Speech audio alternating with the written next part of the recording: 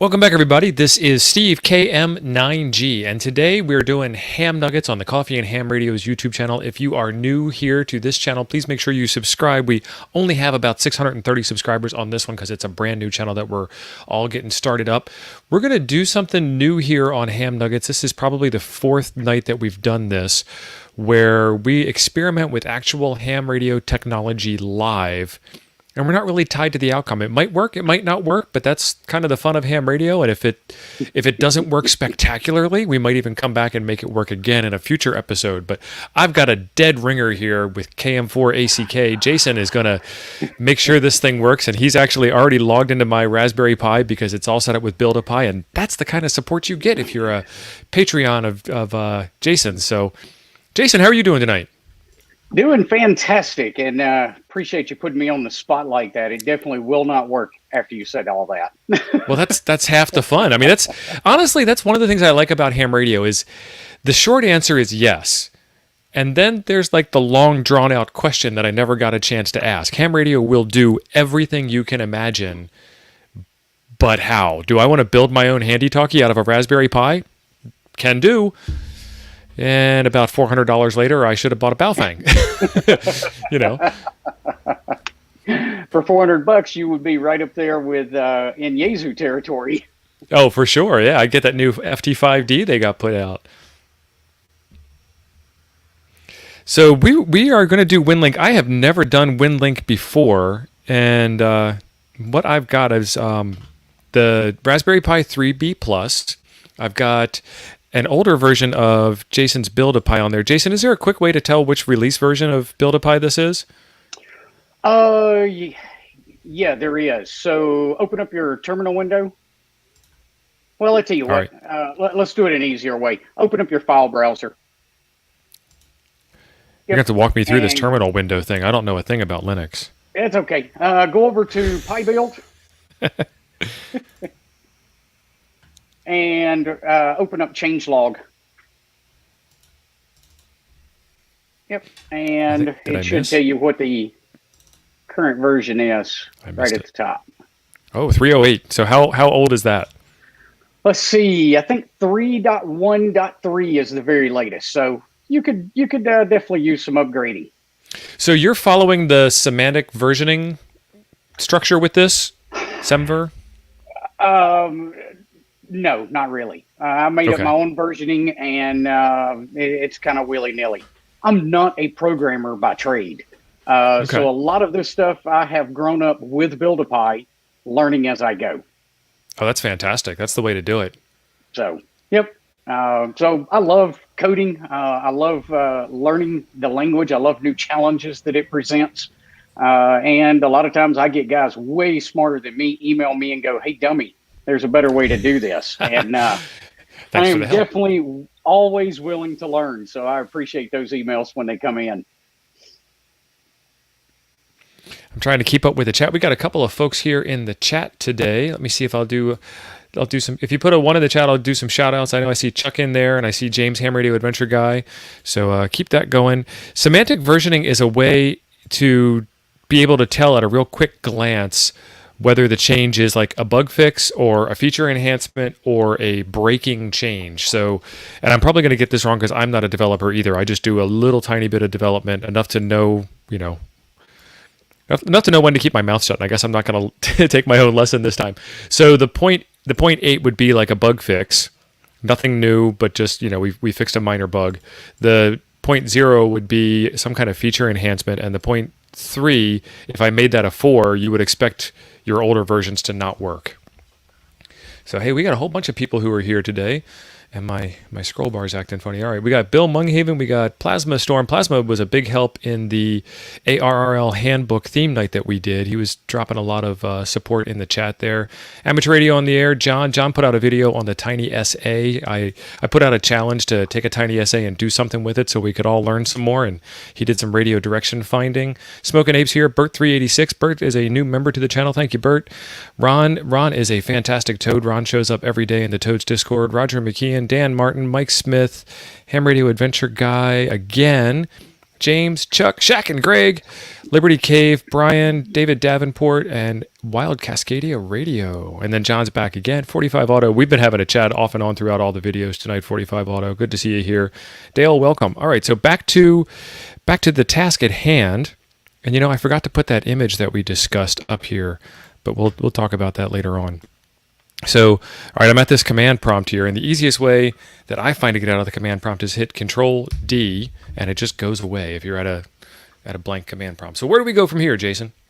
Okay, so first let's ask a couple of questions. Are you connected up to your radio? I am connected with the Raspberry Pi. I am connected up to my ICOM 7300 HF only radio, and I've just been doing some 30-meter FT8. Okay, so that was the next question I was going to ask was what type of radio, because that's going to tell me, do you have a built-in sound card, or are we going to have to worry about configuring PTT with cat control, which we will have to do with the 7300.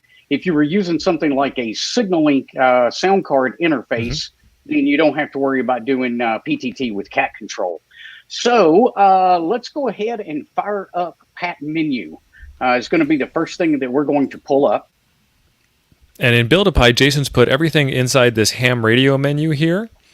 And so Pat Menu should be in here somewhere. There it is. Alphabetical order. Do you know what Pat stands for? Is it somebody's name, or is it an acronym, or what? I have no idea. Pat Winlink is the software that we'll be using. That's the actual Winlink client. And Pat Menu was born because with Pat Winlink, you had to do a lot of configuring from the command line. And there's one file specifically, the config.json file, that if you get one comma out of place, the whole thing is hosed up and Pat won't even start.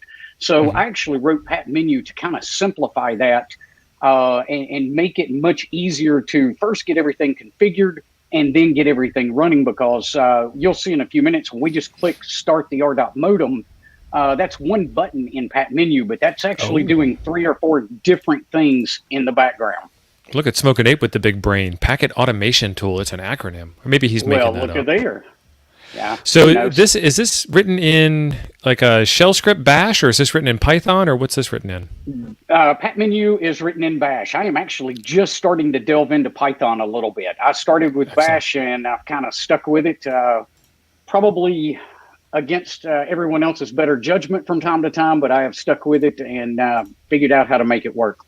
Yeah. Next thing you're going to want to do you have FLRig configured for this radio? I don't know. Let's launch FLRig and find out.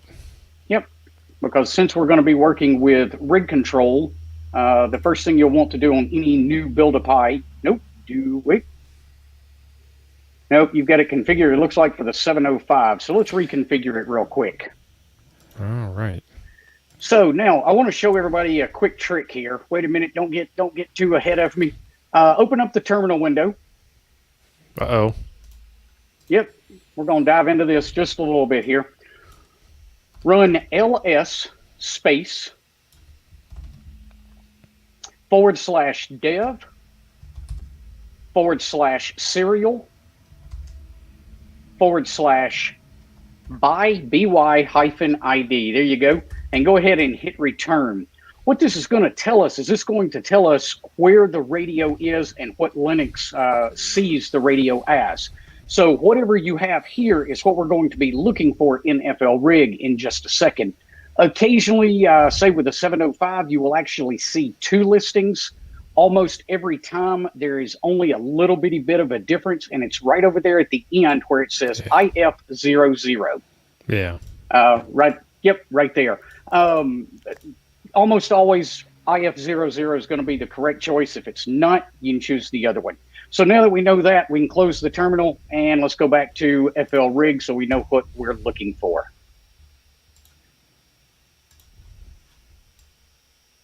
So, yep, 7300 there. And then here's where you're going to see that information that we just looked at in the terminal window. There's that 00. Yep, and I think that should be it. If you hit initialize. I don't know that my speed is that high. It could be, but I don't know. That's the default. Yeah, well, I've had this radio for a while. Here we go. Yep, you definitely changed the default on us.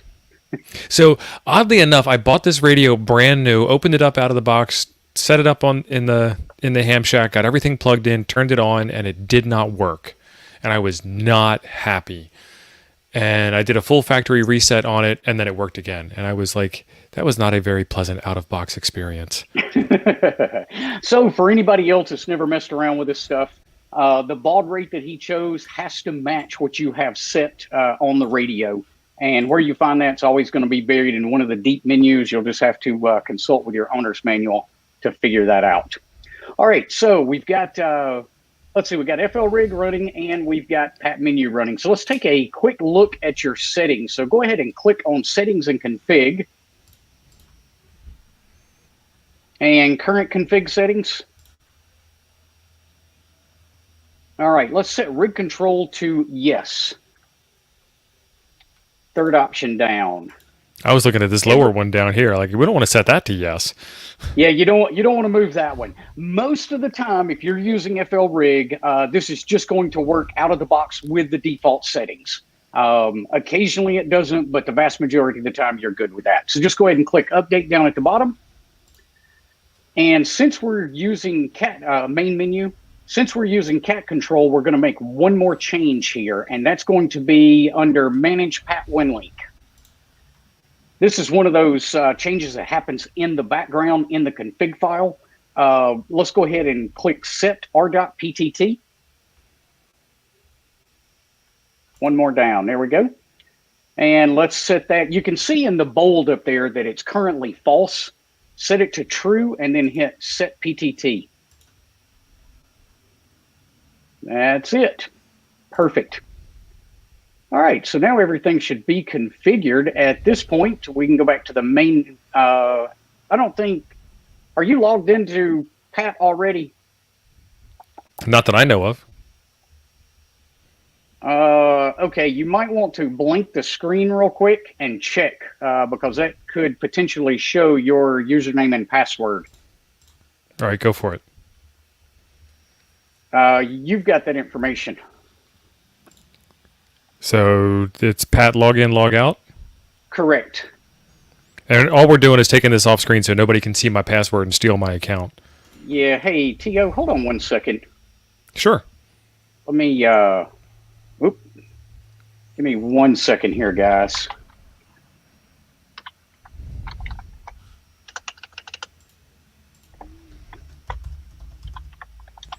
While he's doing that, I've got a little bit of a banner here. This is a brand new channel, like I had mentioned. So we put up a Buy Me a Coffee link if you'd like to support the channel. That's scrolling across the bottom. We had a couple come in the other day on Coffee and Ham Radio's Sunday morning show. We do a Saturday morning and Sunday morning show every weekend.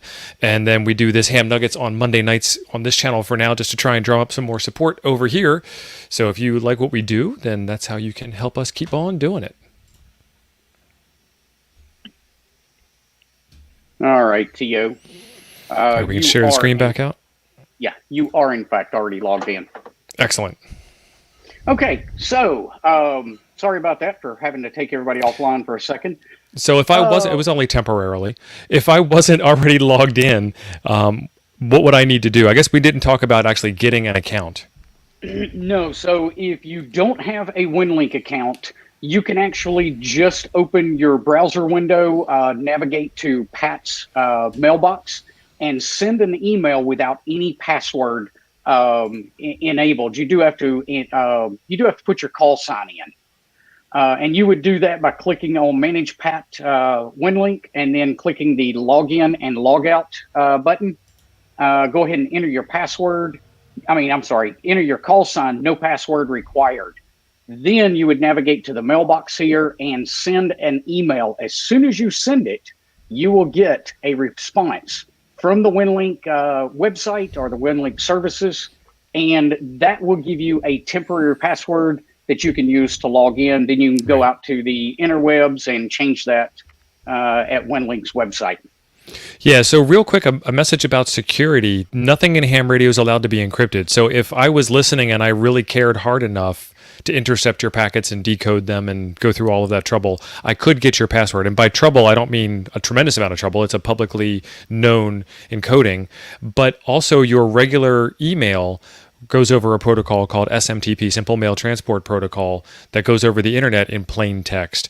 And some newer mail servers do keep that secure and encrypted, but you don't know if at any point along the chain between, like if I was sending an email to Jason, I might be encrypted on my mail client on my machine, and I might talk encrypted to my internet service provider. And then when they send the mail forward to Jason's internet service provider, that may or may not be encrypted. So if you're ever sending email to anybody, make sure that you don't send any personally identifiable or private information. And the same thing goes over Winlink, because it's, as everything in ham radio, it's not encrypted. It might be encoded, but it's not encrypted.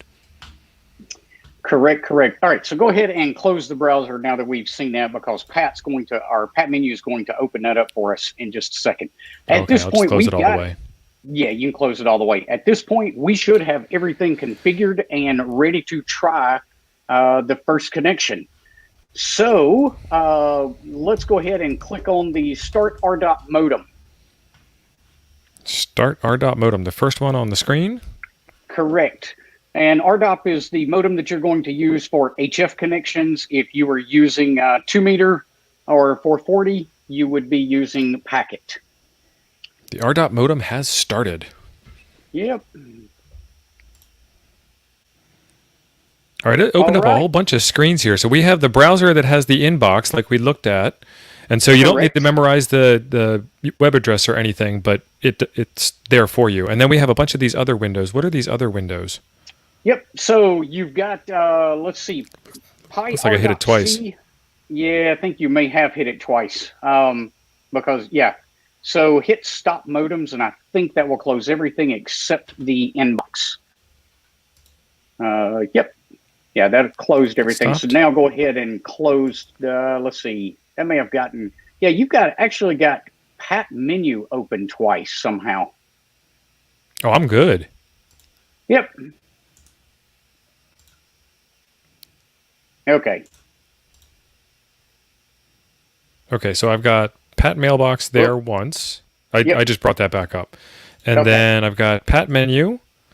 And then I've got this guy here, and it's seeing traffic in the waterfall, so that's good. And then I've got the RDOP-C at the bottom. So I think this is the right amount of windows now. That is correct. So the bottom left is the actual modem, and you can watch things pass back and forth there. It's not very helpful to me and probably not to most people. The RDOP GUI, which is what you see in the top left, is going to be much more beneficial for us. So now that we've got that running, we can go ahead and open up our Pat mailbox. So you've got the window minimized. There we go.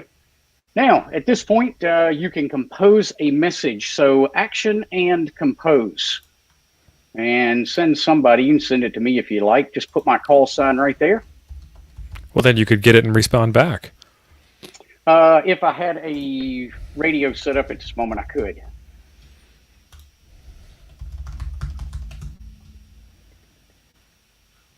It's a little off the screen at the bottom there, but that's me. Yeah. Post. Yes, you can tell this wasn't written by an American. Well, it refers to posting it to the outbox. So with Winlink, you don't actually send something immediately. You post it to the outbox, and then when you make your connection, it gets sent from the outbox onto the mail server. So at this point, let's click action again and connect. All right. Action, connect. Now, here's where things can get real interesting, and let's just stop for a minute and talk about Winlink connections in general, for those that don't know. Let's say we go out to a park and we call CQ for POTA. We really don't care where anybody replying back to us is located. We don't care which direction they are. We don't care how far away they are. We're just looking to rack up contacts. Winlink is different because it's a peer-to-peer connection. So we've got to take a lot more things into consideration. We've got to think about what type of antenna we're using, because a vertical antenna is going to play differently than a NVIS horizontal antenna. We've got to take into consideration the time of day. 40 in the middle of the day is going to be shorter than 40 meters at night. The band will go long as the nighttime comes on. So real quick, tell me about short versus long. What do you mean there? So 40 meters in the daytime, I'm making contact a station 300, 400, 500 miles away from me using an NVIS antenna. Once the band goes long in the evenings, my first skip zone may be at 500 miles, so I may never hear that station that's only 500 miles away. Once the band goes long, I may be hearing stations that are 800, 900 miles away, much more strong than I was earlier. Early in the day, I might struggle to hear a station, 900 or 1,000 miles away with 40 meters. Okay, so the way the band conditions work, you can get farther communications at night than you can during the day. That makes sense. Yep, for 40 meters anyway. So we have to take a lot of different things into account when we're trying to do a Winlink connection. If we were in Tennessee, I could tell you pretty much exactly what station we can hit right now. Being that you're in Wisconsin, I have no clue how your propagation is from there. So this should be a fun little experiment, and this is why Winlink can get very, very frustrating for somebody trying it the first time, especially with that band thing where it's short in the daytime and goes long at night. You hit a station at noon and make a perfect Winlink connection, and all of a sudden the sun goes down and you can no longer connect to that gateway, and you're very frustrated trying to figure out why. So let's take a stab in the dark here. W9FE says he's got an HF gateway on 80 and 40. W9FE, I'm running a vertical antenna, and I'm in northwest Wisconsin. If that works, let me know. But let's do your stab in the dark, Jason. Well, no, let's just take this. I like this. This will be awesome. W9FE, what is the frequency? Give me the dial frequency for the radio, please. So go ahead and key in.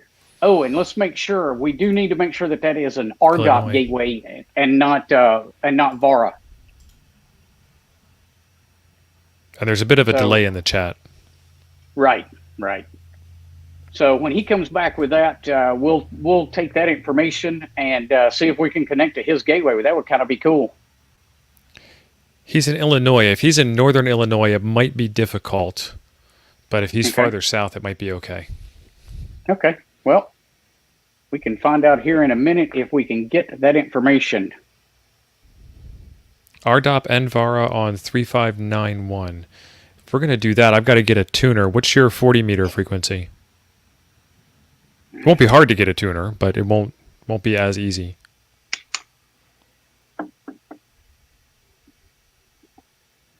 Well, we can go ahead and try 40 first. And then if we need to throw a tuner in there to get 80 meters, we can do that. Is there a tool to go out and look up these things and get some type of signal report from them? Not necessarily a signal report, but right there in your Connect screen, you see the Show RMS list. This is your gateway list. And you should be able to filter that by frequency. So you'll want to be looking at 40 meters.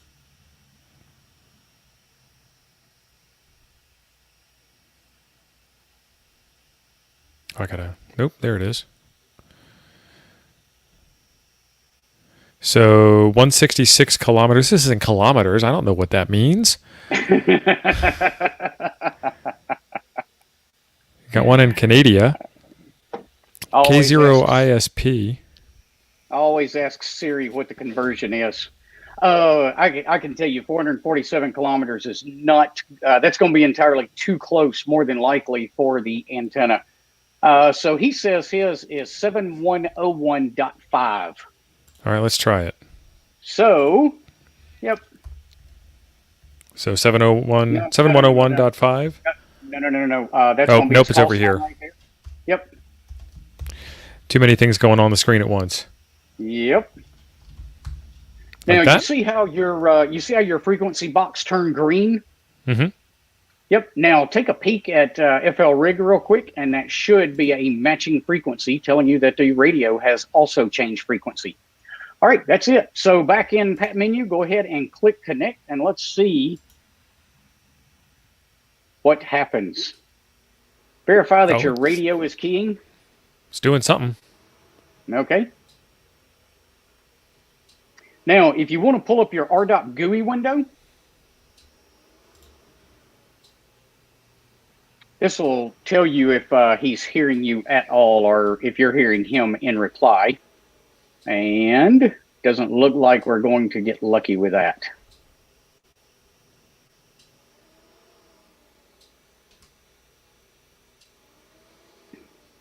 It's trying. Yep. And I can't remember. I believe it tries 10 times before it finally gives up. Yeah, so I think, yeah, unable to connect and remote timeout. So the reason it connects, it makes 10 attempts is because a lot of the gateways are scanning different frequencies. I just saw him in the chat say that 7101.5 or 7103. So his radio is probably looking at both of those frequencies, and he may be looking at 80 meters at the same time. If he is, you need enough attempt connections for his radio to get through the scan and have an opportunity to hear you. Let's try 7103. Well, wait. Okay, too late. No, wait. No. Never mind. I was wrong. You were right. That's probably not going to work either. If we didn't hear him on 7101, we're not going to hear him on 7103. That's okay. Let it go, and we'll let it time out. I'm getting something back. I think that's something adjacent to. That almost looks like RTTY. Yep.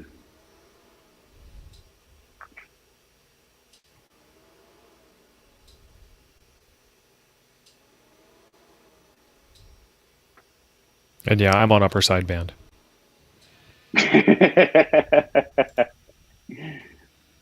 Most of your data modes are upper sideband, yeah. All of your 40 meter work and 80 meter Winlink work will always be on upper sideband. That is very confusing in the beginning. Okay, so we didn't make that either. Now I don't know how far away he is. So let's I probably shouldn't have closed that. Nope. I hit the wrong window. Yep. So can I bring it back up? Nope. Just hit yeah, but we got to stop everything first. So just hit stop modems. Yuck. Close the Pat mailbox. I'm getting you all kinds of user experience feedback. Yep. Hit start modem again. Start RDOT modem. That's it. Yeah, it didn't take but just a couple of seconds to get everything to start back up. So he says he's near St. Louis. Okay, I don't know how far away that would be from you. Well, you had a station in Missouri that you use? Yeah, so we can try it, but if we didn't hit him, we're probably not going to hit that one either. So go ahead and open up Action and Connect. That's where I was going with that. Yep, so call sign will be K0SI. 7102 is the dial frequency. This is just one of those that I connect to so much I actually know by heart. Yeah, he's saying you're too close for 40 meters as well, and I'm guessing that's what the issue is.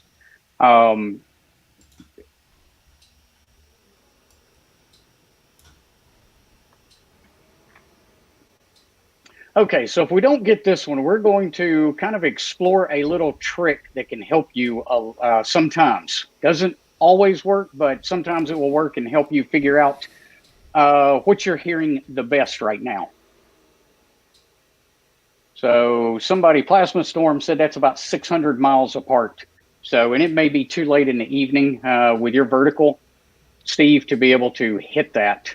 Yeah. We may have to go quite a bit further out. Yeah, I'm thinking, okay, so there's our disconnect. All right, let's shut this down. We'll show everybody a cool little trick. See if we can make it work a different way. I've learned my lesson. So, I'm not doing anything until you tell me. Yeah, close everything. So Yep. So You can go to be able to go to pack here and do menu. stop. Yes, sir. You can, and then go ahead and close the pat mailbox as well. Now, in a twist here that nobody will see coming probably, open FT8. Oh. And I go to the sound and video menu because I'm lazy. I don't have to scroll so far. Now, we may Muscle have to memory. close FL Rig. I don't know how you have your, I don't know how you have your FT8. I have it set up direct, I believe. Yeah, it's set up direct. Yeah. So those two will be fighting. And there it is. Yep, There's the failure. Let they me are close going to fight. this. Yep. There's got to be a way You're in here probably- to configure this to use FL Rig. There is in the radio, but let's don't mess everything up if you've already got this working. You'll probably Right. have to relaunch. There we go. Oh, okay. So here's what we're looking for here. We're looking to see who we're hearing and what grid squares they're in.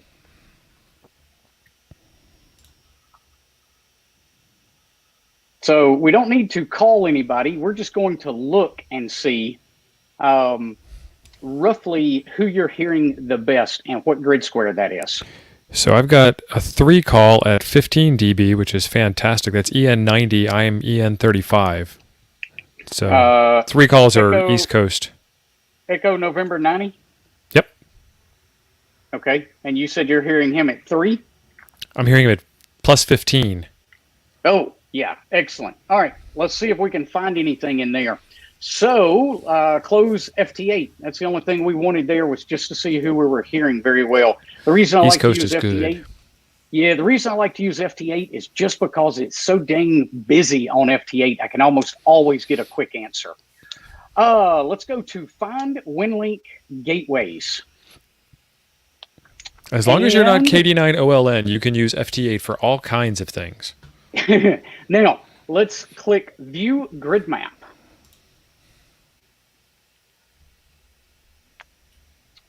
Just in case anybody wants to know, we're going to look up where Echo November 90 is. It's probably going to be zoomed in quite a bit. You'll probably have to scroll around. You'll come back up a page. It took it a second to draw. Yep. Okay. There we So Echo November. Oh yeah, that is definitely over there. Okay. Yeah, he's right over on, what is that, Pennsylvania? The tip So of we the tip could- of West Virginia or Ohio? So we actually might want to search the Foxtrot November grid and see if we can find one there, or Fox Mike. I think we even might have a farther out. better shot because everything in Echo November's, you could run into a lot of them that are right back over there close to you, and we'd run into the same issue we ran into with Missouri a while ago. All right, so close the grid map, and we'll shoot for Fox November or Fox Mike. Okay. All right, search for gateway. Now, give it Fox November FN. and 40 meters. Nice. And search, not cancel. All right, so we've got a few choices here. Let's just, I do not know any of these stations, so pick one, Tio. Let's see. Azimuth, mode, speed. What's the speed column here? That's the speed of RDOP, so they can range from 500 to 2,000. Actually, I think it's 200 to 2,000. I'll tell you what, let's try the one that's one of the ones at the very top that's a little bit closer. So those will both be Canadian stations, but highlight one of those. So before we do that, this 7101 and 710250, those are the frequencies we were using before, at least one of them, right? Yes, and you can have multiple gateways listening on the same frequency, but if you didn't use their call sign in that target window, they will not respond to you. So it very specifically ignores it if it's not calling that call sign directly. That's interesting. Well, don't you ignore people that aren't calling your call sign directly when you're For a talking on voice single mode? sideband? Yeah, for a voice mode I would, but for a digital mode, that's just picky. You know, that seems like picky for picky's sake, especially for what we're doing. I did not write the protocol, so I can't tell you why that Right. is. I'm going to pick this first one. Okay, click Add Alias. And that's it. It says it's added, so click OK. And cancel. And main menu. Go ahead, get FL Rig. That's what you're after. I know a little tiny bit of stuff, I swear. What was that? Okay. All right, let's start the modems up again.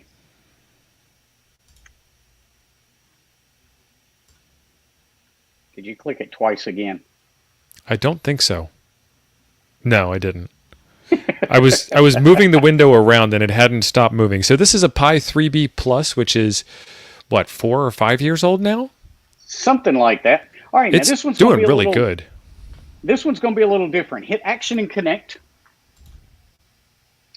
Now select Alias and click the new one that we added, and it will auto-populate everything else. Let's click Connect, see if we get lucky. Go ahead and bring up the R.GUI window again. And let's see if he's going to hear us. That's noisy.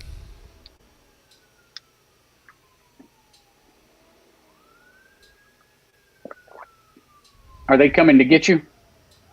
They're coming to take me away. That was police, too. Headed north. They're always headed north.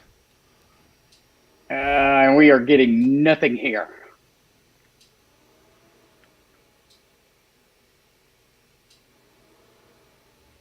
Nope. We may have to try 80 meters. All right, well, keep them busy while I plug in the tuner. Let me see if I can scroll back through any of the comments, if there was any questions here. Make sure you're on. Yep. And I'm getting no suggestions out of the comments other than make sure we're on upper sideband, and we are. Let's see. Yep. All right. Anybody else got questions?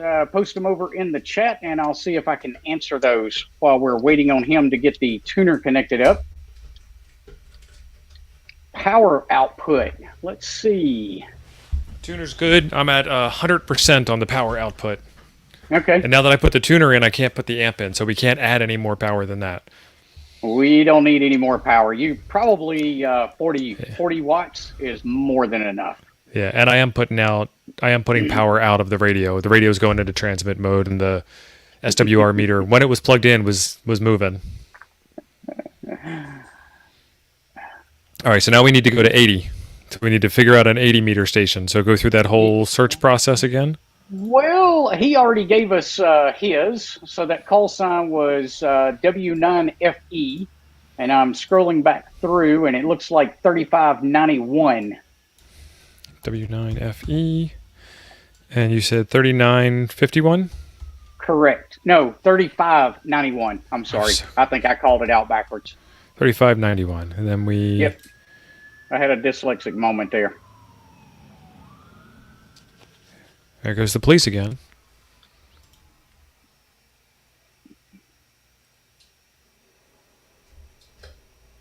Yep, 3591. He just said in the...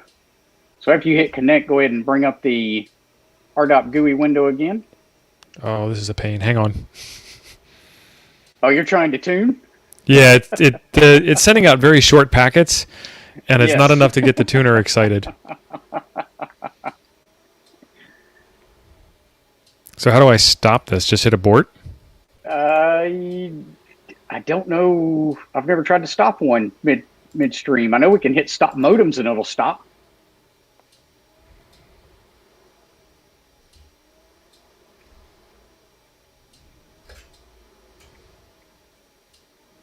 Are you close?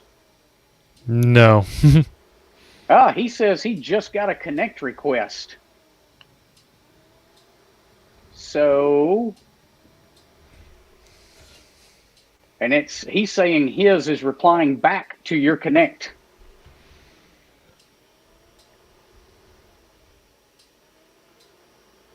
I'm watching my temperature gauge.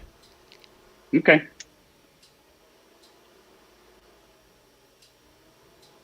Yeah, it's definitely trying to connect.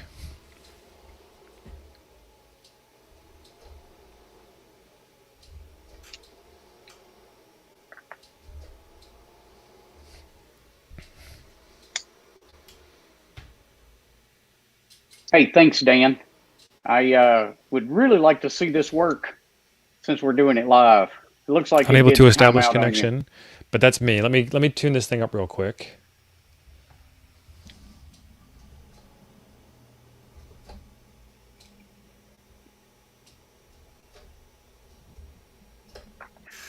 Okay, so we got a question here from Plasma Storm. UHF and VHF is not affected the same way as HF.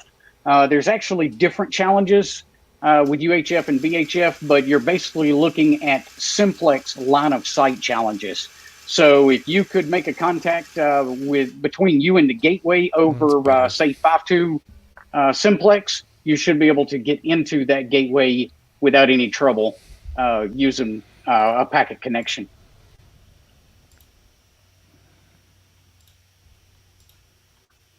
And Philip says RDOF isn't finding the mailbox web page. I'm not sure exactly what he's referring to, but give me 1 second and I'll grab the forum link and post that. So if you guys are trying to get this working and you do run across questions, there's the forum link posted over in the chat. And you can post questions there. There's a lot of good information already out there.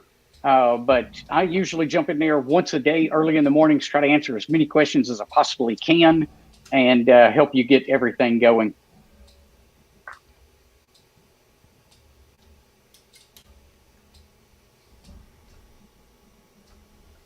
All right.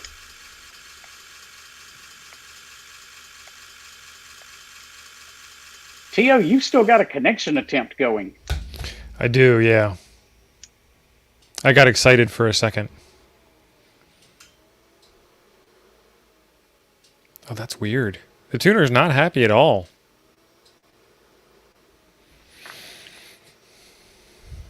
I tell you what, Tio, go up to Pat menu and click Stop Modems. And let's shut this down until you get your radio squared away. That'll stop it from trying to connect. That definitely did stop it. Oh, yeah. And go ahead and close your Pat mailbox when you get a chance.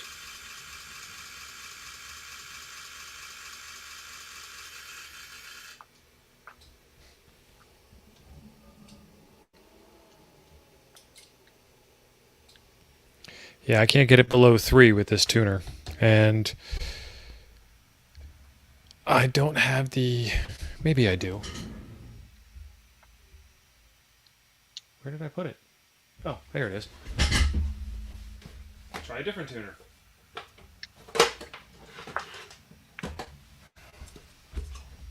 And we do have someone saying that they think they saw a receive packet jump up between the tuning attempts.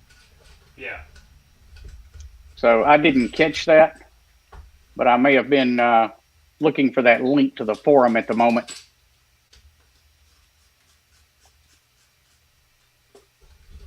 I thought the 7300 had a built-in tuner. Is it not enough to handle that antenna on 80?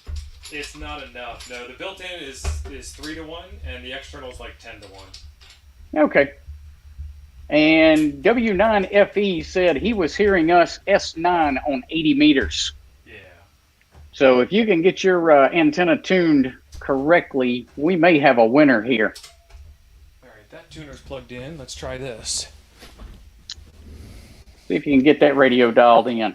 Nothing like doing it live, right? Oh, perfect. All right, so what I have is I've got a 40-meter DX commander. I have the IC7300. I was using the LDG Z100 Plus tuner, trying to tune it for 80 meters. That didn't work.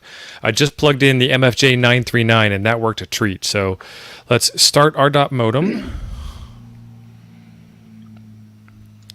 And then that has started. Let's go into the mailbox.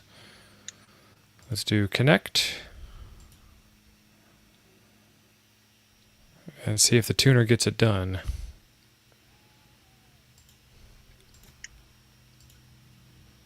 $3,591.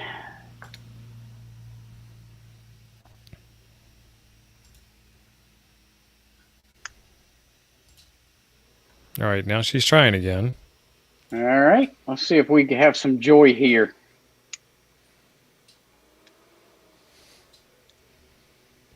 Radio is much happier now.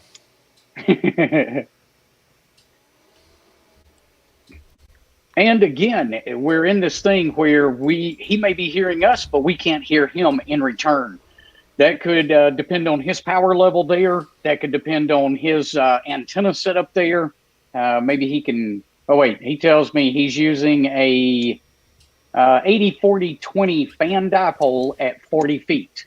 So that's telling me he's going to be horizontally polarized while you're vertically polarized. Connection timeout. Yep. So that did not work. So more than likely, he's at 40 feet with 80 meters. He's going to be in an NVIS configuration. So you may not be hearing him as well as he's hearing you. Okay, so we got to find another station. What was that? We were looking in Fox November earlier. Search for gateway. Yeah, I don't know why I did view grid map. That's okay. We already know that. And we're going to do Fox Mike again, or Fox November? Fox November and 40 meters, since that's where we were looking at. And don't forget to take your tuner out of the circuit. All right, so we tried V3QT. Let's go a little bit further then. The third one down in the list is 1,300 kilometers away. And let's see if we have any better luck on that. So he's running on two different 40-meter frequencies that aren't that far away. Is that just because he has two different 40-meter radios set up? I do not know that. I don't know why. He might be using the same radio, but remember how we saw multiple stations on the same frequency? Yeah. He may set up two so that if one of those frequencies is busy that he's sharing with someone else, you could use the another frequency to make that, or attempt to make that same connection.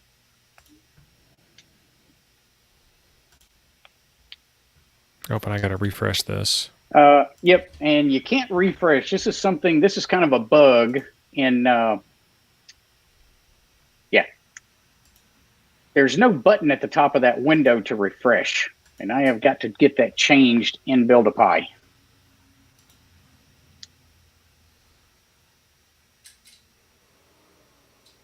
All right, somebody said that 1,300 kilometers is just over 800 miles. Did you take your tuner back out of the circuit? I did not. But my SWR was fine. I did take it out now. Somebody else said the same thing, and in the chat was reminding you to take it out. So Plasma is asking about this Rogue Nation. Josh was sending Winlink email to cell phone. As far as I know, it was just emailing to a regular email address. Yeah, so every, and this is something that actually goes back quite a ways. Every cell phone number out there has an email address associated with it.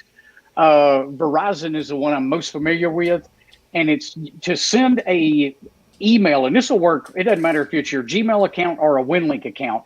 You can send an email that shows up as a text message on a cell phone. So with Verizon, you send it to the 10-digit phone number at vtext.com. And it would show up on the phone as a text message. If they reply to you from that text message, it will come back into the email account that you sent it from.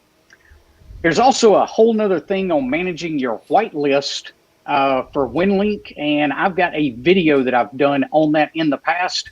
Understanding that whitelist is critical if you're trying to send text messages. Verizon in particular, vtext or at vtex.com will get it delivered, but when it comes back through, it comes from a different at address, and the Winlink whitelist will block that address if you don't specifically tell it not to. So hopefully that was a pretty decent 2-minute explanation. All right, so we got timed out again. We'll keep looking, but as I'm still looking for this, what would be the next step? So there is another step in here. Wait a minute, before you do another one, hit cancel, and let's go back to the main menu. I'm not going to take you down this rabbit hole right now, just because this could take quite a while, and I don't want to tie it up in the video. What you're hovering over right there is called Pat Auto Connect. Provided you're running a provided you're running a pretty broad-banded antenna, meaning you don't have to chase SWR as you move up and down the band, and you're running rig control, you can use Pat Auto Connect. Go ahead and click into it, TO, and let's just kind of give them a peek of what it is. So you tell it the distance, the band that you want to use, the minimum distance that you want to try, and the maximum distance for the stations you want to try. The PAT menu will go through and look for all of the stations that meet that criteria, and then go through them systematically one at a time until it hits something that it can connect to. Once it has a successful connection, it will stop and exit out. And did you just start that? Yeah. Everybody was watching. You probably just selected probably 40 different stations with that broad of a distance search. So what it's doing right now is it's changing frequencies and listening, and then it did a little transmission. It will actually try to connect to each different station as it goes through. Why is your RDOT GUI frozen? I don't know. Oh, because there's two different RDOT GUIs. It started its own. We should have closed the other one first. So close the one that's not responding. So you can see right now, it tells you right there in that RDOT GUI window that it's trying to connect to November Mike 5 Papa Bravo, and it didn't see it. So now it's going to move. TO, open up FL Rig as well, because that's the other interesting one, so that you can actually see the frequency changes.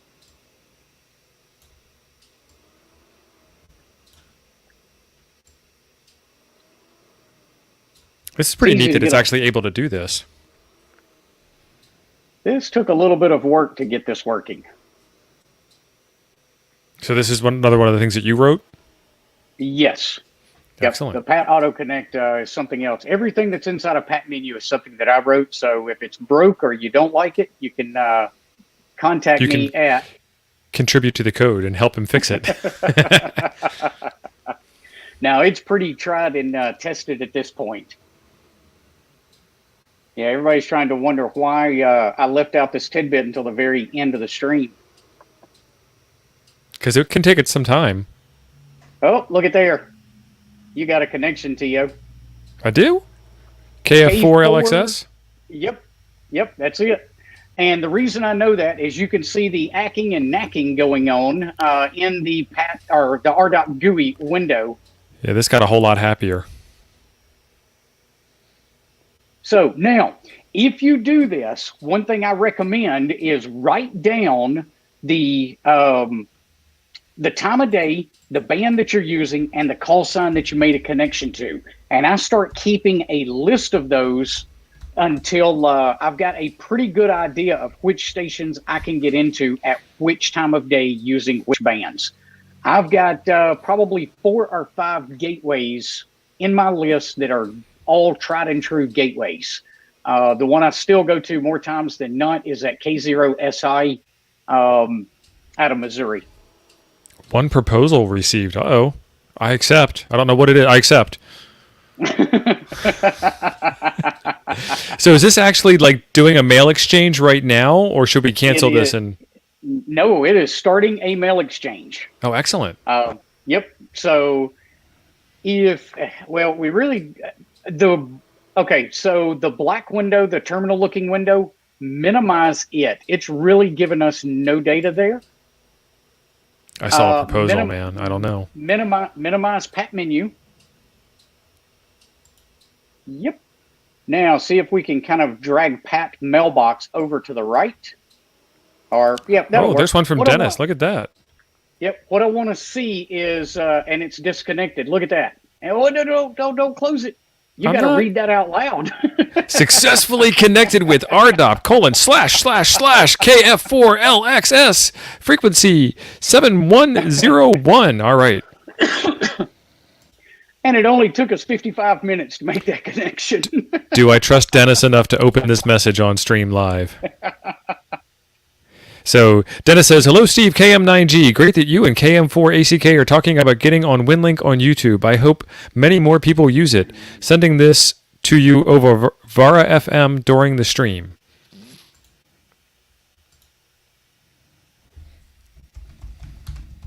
I got the message. It took about an hour. Somebody said Dennis sent an email 45 minutes ago. Yeah, he did. And then action, connect. So I replied to the message and I hit post. Wait a minute. Wait a minute. Is that the same? That's not the same station. Okay, so wait a minute. Let's go take a look at something else. Let me show everybody else. I think this is where this is. Open up your file browser. We're going to kind of go down a small sidetrack here. Go to My Documents, our Documents, and open up mylog.txt. Mylog. Let's see if I remember this correctly. Look at there. There's the station that you connected to, written to the log so that you can actually remember it when you forget to write it down. Excellent. Yeah, if you want to receive no more spam email, FEP Labs has it correct. Do it here. So let's do action, connect, and it is... I see the 7101. I don't remember his call sign, though. KF4LXS.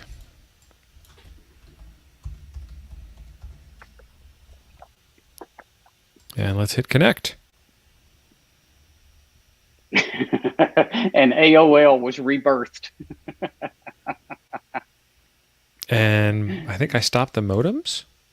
Oh, did they auto stop? Probably did. Yeah, well, it did when you ran pat auto connect. Oh, it finished the auto connect and then shut everything down. Let's start them all back up again. Yep. All right, let's go back to... They have started. And now I've got two mailboxes up. Let's close the old mailbox. Action. Is there a way to see the outbox? There is. I got one going back to Dennis. Let's hit action connect. And I don't have an alias in there. So that was KF4LXS. Was that right? And 7101. Okay. We'll find out in a second. And let's try it again. Yep. And go ahead and pull up your R.GUI again.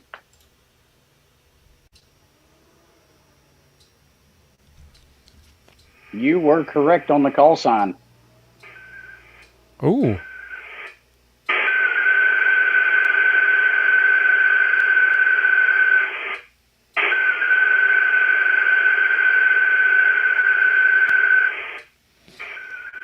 Pretty cool.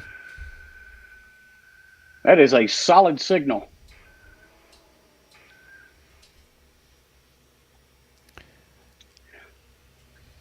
So once this finishes up, I will show you guys one more little trick that you can do here. And this will all depend on band conditions. It looks like somebody else keyed up right on top of you.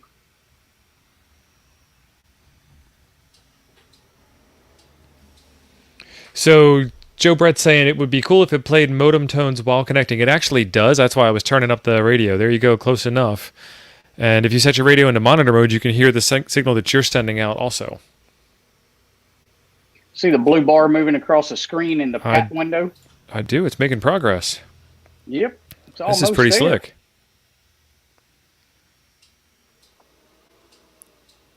Yeah, figuring out which gateways you can connect to and being able to do that reliably time and time again, that's the hardest part of Winlink.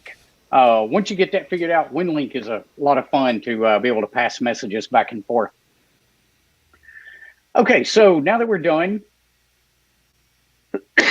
excuse me, go ahead and close or stop your modems. And let's take a look at one more little thing that a lot of people may not be familiar with. Click on Manage Pat Winlink. And set RDOT speed. So a few minutes ago, you asked me about the different speed settings. Yep. Your current speed setting is the highest it will go. So right now, your current speed setting is 500. You can actually move that up to as high as 2,000. And it will auto-negotiate. It will auto-negotiate that speed between the client and the server. But I found that when conditions are bad, I like to set mine no higher than 500 to 1,000. If you got really good connection like you had tonight, there's no trouble with going ahead and moving it up to 2,000. You'll really see that come into play more when you've got a longer email. Little short emails, it a lot of times doesn't have enough time to figure out that it can go that fast. It likes to ramp up slowly. All right.